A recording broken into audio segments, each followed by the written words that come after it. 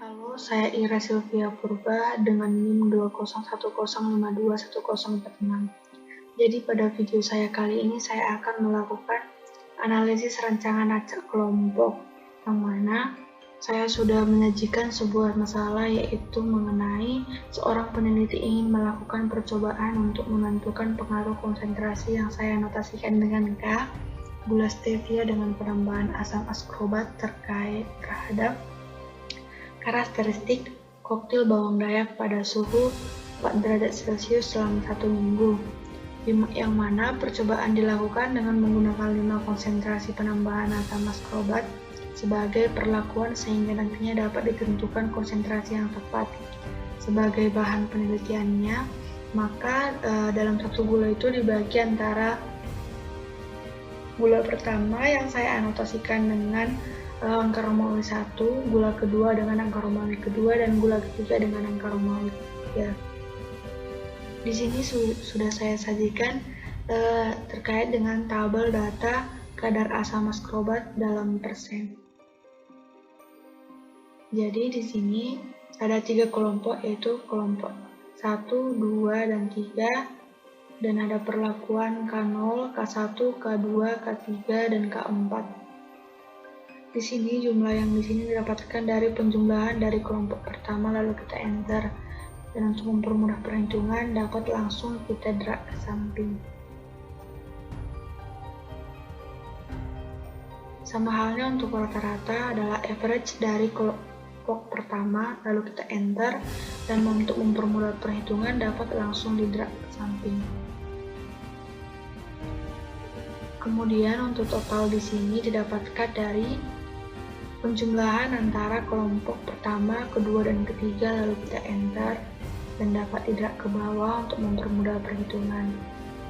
Dan untuk rata-rata di sini juga average dari kelompok pertama, kedua, dan ketiga, lalu kita enter dan dapat di-drag ke bawah untuk mempermudah perhitungannya.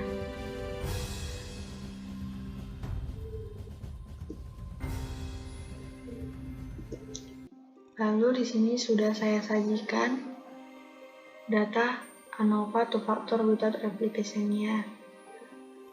Untuk mencari data ANOVA two-factor without replication itu adalah dari data, kemudian data analisis, dan di sini kita pilih data ANOVA two-factor without replication-nya, lalu kita OK-kan.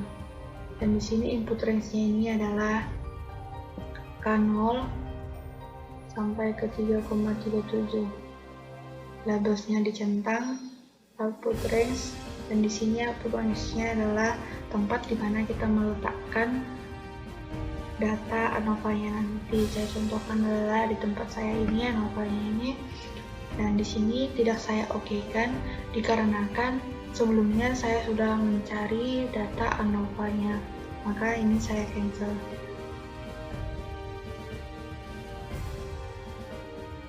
Nah, selanjutnya di sini di sumber keragaman, jika perlakuan didapatkan dari JK yang tadi kita sudah cari dari ANOVA-nya. Lalu untuk jika kelompoknya juga sama dari data ANOVA.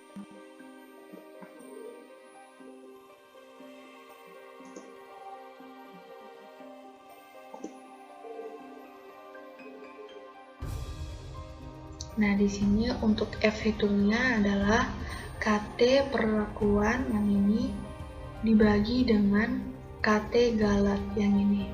Yang mana untuk mempermudah perhitungan dikunci dengan absolut dolar, kita enter, dan ini bisa langsung kita drag ke bawah. Selanjutnya adalah F tabel 5%-nya ini didapatkan dari tabel ANOVA yang kita cari tadi. Ini dan F tabel 1%-nya ini didapatkan dari F inverse 0,01 dan DB perlakuan yang ini dan DB galat yang ini, dan dikunci dengan absolut dolar, lalu kita enter dan dapat di-drag ke bawah. Nah, di sini ada FK ataupun faktor koreksinya. Faktor koreksi ini didapatkan dari F17, yang mana F17 ini adalah total dari yang ini, data keseluruhan.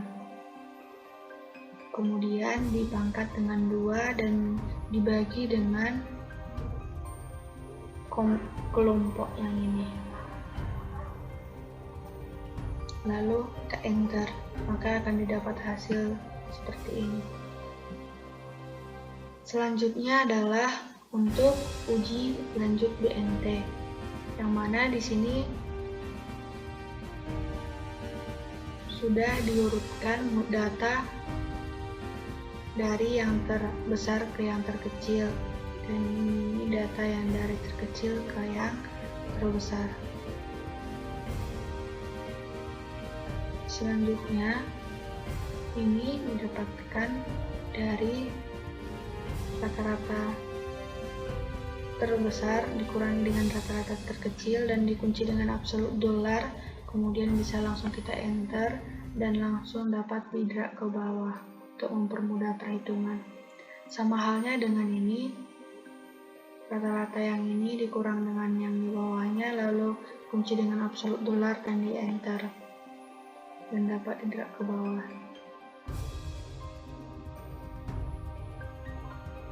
Sama halnya untuk tabel selisih berikutnya juga adalah rata-rata dari sini dikurang ini, lalu kita kunci dengan absolut dolar dan enter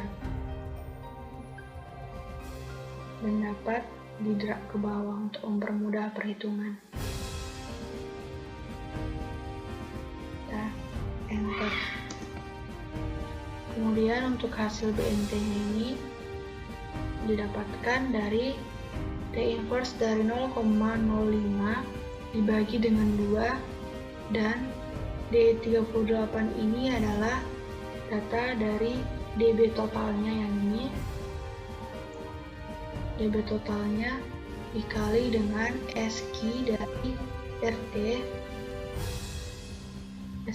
RT, kemudian 2 dikali dengan M38, yang mana M38 ini adalah yang kita cari tadi, yaitu KT galatnya yang ini. Kemudian dibagi dengan kelompok 1, 2, 3-nya, lalu kita enter. Sekian yang bisa saya sampaikan dari mengenai penggunaan Excel mengenai analisis rancangan acak kelompok terkait dengan masalah yang saya sajikan. Sekian dan terima kasih.